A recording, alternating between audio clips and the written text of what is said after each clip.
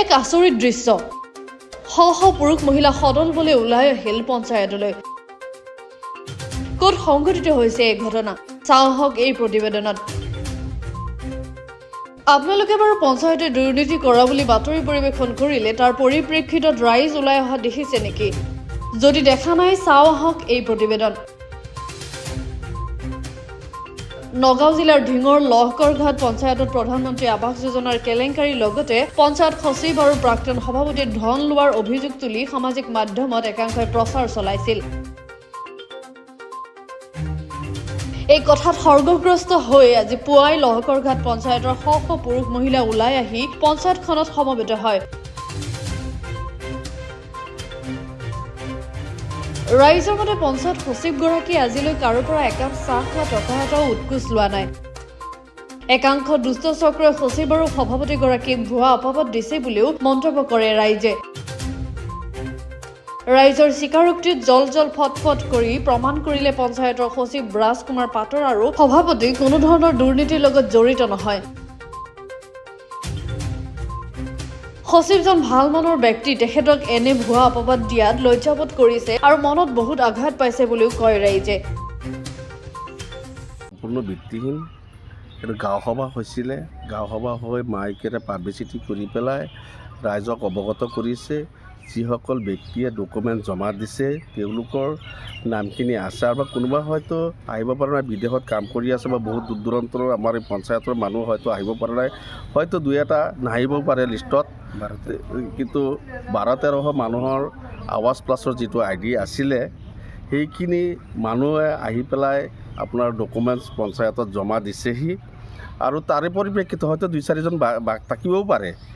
সেইটো কিন্তু আমি নাজানো। ইতিমধ্যে গম পাইছোঁ যিটো এদিনাখন মিডিয়া আমাৰ পঞ্চায়তত আহিছিলে সম্পূৰ্ণ ভিত্তিহীন। আৰু যিটো আৰু এটা লগতে কথা কওঁ, যিটো এনৰেগাৰ বিষয়ে যিটো অভিযোগ তেওঁলোকে আনিছে সম্পূৰ্ণ ভিত্তিহীন। আমাৰ চাওক, এই পঞ্চায়তৰ এৰিয়াটো প্ৰায় 2 বিঘা মাটি হ'ব, তেওঁলোকে কৈছে পাৰ ডাম্পাৰ মাটি পেলাইছে, এইটো সম্পূৰ্ণ ভিত্তিহীন। তে আমি ভাবোঁ যে এইবিলাক মিছা বাতৰি দিব নালাগে, মানুহক হাৰাশাস্তি দিব নালাগে, পঞ্চায়তৰ মানুহক অনিষ্টি কৰিব নালাগে। সুচাৰুৰূপে পঞ্চায়তখন চলি আছে আৰু চলি থাকিব। আৰু আমাৰ পঞ্চায়তৰ অফিচাৰসকলে কোনো দিন কাৰোবাৰ পৰা 10 টকা এটা লোৱাও নাই। আমি মানুহৰ পৰাও শুনি পোৱা নাই যে কোনোবাই 10 টকা এটা দিছে বুলি। এইটো সম্পূৰ্ণ ভিত্তিহীন বাতৰি তেওঁলোকে সম্প্ৰচাৰ কৰিছে। আৰু যিজন ব্লকৰ শ্বৰীফুদ্দিন আহমেদ আছে, তেখেত বৰ ভাল ধুনীয়া ল'ৰা, বহুত ৰাইজৰ কাৰণে সকাহ দিয়ে আৰু তেওঁ ভাল ধৰণে কামখিনি চলাই আছে।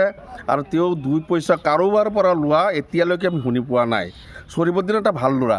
আৰু আমাৰ যিসকল পঞ্চায়তৰ কৰ্মচাৰী আছে তেওঁলোকেও কোনোদিন কাৰো মানুহৰ লগত মানে বেয়া ব্যৱহাৰ কৰা নাই। মানুহৰ আলোচনাৰ মাধ্যমেৰে ৰাইজৰ লগত ওতঃপ্ৰোত জড়িত হৈ ৰাইজৰ কামবিলাক আগুৱাই লৈ গৈ আছে। এইটো আমি জনামতে আমি বহুত বেনিফিচিয়াৰী লগ ধৰিছোঁ। আমি নিৰপেক্ষ ভূমিকা আমি আছোঁ। আমি বস্তুটো আমি চালি জাৰি যিটো আমি গম পালোঁ, এনেই এইটো তেওঁলোকে ফেক নিউজ বনাইছে, যিটো যোৱা 4 তাৰিখত বনাইছে, যিটো অভিযোগ আনিছে, এইটো মই জনাৰ মতে এইটো সম্পূৰ্ণ ভিত্তিহীন। টকা লৈছে টকা লেনদেন হোৱা নাই। মই ডাইৰেক্ট বেনিফিচিয়াৰী মোৰ পৰিয়ালতেই বা আহে পাই আমি 4-5টা মানুহক যিটো সুধিলোঁ, তেওঁলোকেও অলৰেডি ঘৰ পালে, 3টা কিস্তি পালে, নিজৰ একাউণ্টত পালে। কোনো ধৰণৰ পইচা লেনদেন হোৱা নাই। এইটো মই ভালদৰে এতিয়া গম পাইছোঁ। আৰু যিটো মানুহ নজমুল কৰি নাম, যিটো মানুহে অভিযোগ আনিছে যে গোটেইখিনি অভিযোগটো পঞ্চায়ত আনিছে, নজমুল হুছেইন, তেওঁৰ লগত আবু কালাম আৰু হুছেইন। কিন্তু এই নজমুল কৰি মানুহটো যিটো ভাষ্য তেওঁ সেইদিনা প্ৰকাশ কৰিছে যে তেওঁ এজন দৰিদ্ৰ লোক, তেওঁ এজন কাম কৰা শ্ৰমিক, অসমীয়া মানুহৰ ঘৰত কাম কৰি খায়, ঠেলা চলায়। এইটো এটা ভুৱা মিছা কথা। কাৰণ এই মানুহটো আমি ভালদৰে চিনি পাওঁ, আমাৰ এই গাঁৱৰে মানুহ। সি এজন সুদাৰু মানুহ, সি ডাঙৰ ব্যৱসায় সুদাৰু বিজনেছ কৰে।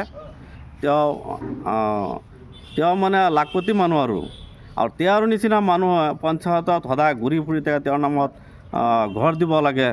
আৰু যেতিয়া মানে ঘৰ নাপায় আৰু অফিচাৰবিলাকে কয় যে আপুনিতো গৰীব মানুহ নহয়, দৰিদ্ৰ সীমাৰ তলত নপৰে, গতিকে আপুনি কেনেকৈ ঘৰ পাব।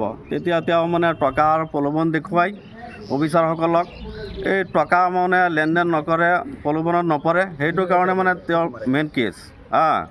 গতিকে আমি যিটো গম পালোঁ, সদায় মানে প্ৰলোভন দিবৰ কাৰণে সি চেষ্টা কৰে, কিন্তু অফিচাৰসকলে তাৰ কথাত নপৰে, আৰু নপৰাৰ কাৰণেই তেওঁৰ মানে অফিচাৰসকলৰ তাৰ খং। গতিকে যিবিলাক অভিযোগ আনিছে এই পঞ্চায়তৰ অফিচাৰসকলৰ সম্পূৰ্ণ মিছা, আৰু যিজন আমাৰ পঞ্চায়তৰ সচিব বৰ্তমান দায়িত্বত আছে, তেখেত এজন ভাল মানুহ।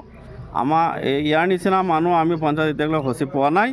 গতিকে বেচেৰা মনত বহুত কষ্ট পাইছে, সেইকাৰণে আমি আগুৱাই আহিছোঁ ৰাইজ আজি, যে কি হ'ল বস্তুটো তদন্ত কৰি চালোঁ, যে এইটো সম্পূৰ্ণতে পৰিকল্পিত এটা প্ৰচেছ। যিহেতু আগন্তুক দিনত নিৰ্বাচন আহি আছে, এইটো এটা ইছ্যু ডাইভাৰ্ট কৰিবৰ কাৰণে তেওঁলোকে বিচাৰি আছে, যিটো গম পাইছোঁ। আমি পাইছোঁ যিটো বাতৰি সম্প্ৰচাৰ হৈছে, বাতৰিটো সম্পূৰ্ণ ভিত্তিহীন। যিসকল মানুহৰ আৱাজ প্ৰচাৰত নাম আছে বা আই ডি লিষ্টত নাম আছে, পৰ্যায়ক্ৰমে চৰকাৰে যিখিনি নাম আবণ্টন দি আছে, মানুহবোৰে সুন্দৰকৈ ঘৰৰ পইচা নিজৰ নিজৰ একাউণ্টত সোমাই আছে আৰু নিজে নিজে ঘৰ বনাই আছে। আৰু যিটো 2-4 দিন আগত যিটো বাতৰি ওলাইছে, MG এনৰেগাই হওক, ঘৰৰ ক্ষেত্ৰতেই হওক বা পঞ্চায়তৰ লাইনৰ ক্ষেত্ৰতেই হওক, সম্পূৰ্ণ মিছা বাতৰি। আৰু এটা দুষ্ট চক্ৰই এই বাতৰি প্ৰৰোচনা কৰি আগুৱাই লৈ গৈ আছে পঞ্চায়তৰ বদনাম কৰাৰ কাৰণে। নগৰৰ পৰা আহি আহমেদৰ ৰিপৰ্ট, গ্লোবেল 24/7।